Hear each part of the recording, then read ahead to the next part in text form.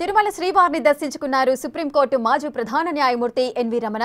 తిరుమల బ్రహ్మోత్సవాలలో రెండవ రోజు జరిగే హంస వాహన సేవలో ఆయన పాల్గొన్నారు.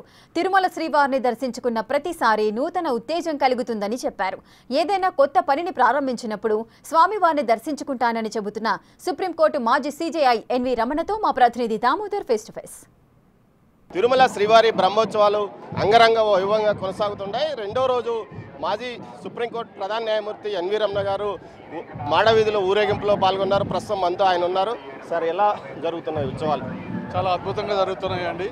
భక్తులు పెద్ద సంఖ్యలో చాలా క్రమశిక్షణాయుతంగా మరి ఈ కార్యక్రమంలో వాహన సేవలో కానీ ఇతర సేవల్లో కానీ పాల్గొనడం జరిగింది. అదేవిధంగా మరి పాలకవర్గం కానీ ఉద్యోగస్తులు కానీ టీటీడీకి సంబంధించిన వారంతా కూడా చాలా చక్కగా కృషి చేసి చాలా శుచిగా నీట్గా క్లీన్గా వాతావరణం ఉంచారు. తద్వారా మరి భక్తులకి మంచి అవకాశం కలుగుతుంది. వాళ్ళు ప్రశాంతమైనటువంటి వాతావరణంలో ఈ దేవుణ్ణి ప్రార్థించుకునేటటువంటి అవకాశం జరుగుతుంది. అందుకని టీటీడీ పాలకవర్గాన్ని కానీ ప్రత్యేకించి ఉద్యోగులు ఎవరైతే కష్టపడుతున్నారో వారందరినీ కూడా అభినందిస్తున్నారు. తిరుమలకు వస్తే ఎలాంటి అనుభూతి కలుగుతుంది?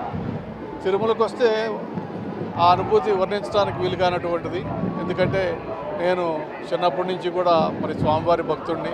అనేక వందల వేల సార్లు వచ్చి ఉంటాను. అనేక కార్యక్రమాల్లో పాల్గొన్నాను. తిరుమలతోటి నాకున్నటువంటి అనుబంధం గురించి ప్రత్యేకించి చెప్పాల్సినటువంటి అవసరం లేదు. ఎప్పుడైనా సరే మనకి ఒక శక్తి కావాలన్నా లేకపోతే మనశ్శాంతి కావాలన్నా ఒక కొత్త కార్యక్రమం ఏమైనా చేయాలంటే కొత్త ఆలోచనలు రావాలంటే ఇక్కడికి వచ్చి స్వామివారి ఆశీస్సులు పొందితే తప్పనిసరిగా అది విజయవంతం అవుతుంది, చాలా ఫలప్రదం అవుతుంది అనేటటువంటి నమ్మకంతో నేను ఇక్కడికి వచ్చి స్వామివారిని దర్శించుకుంటాను.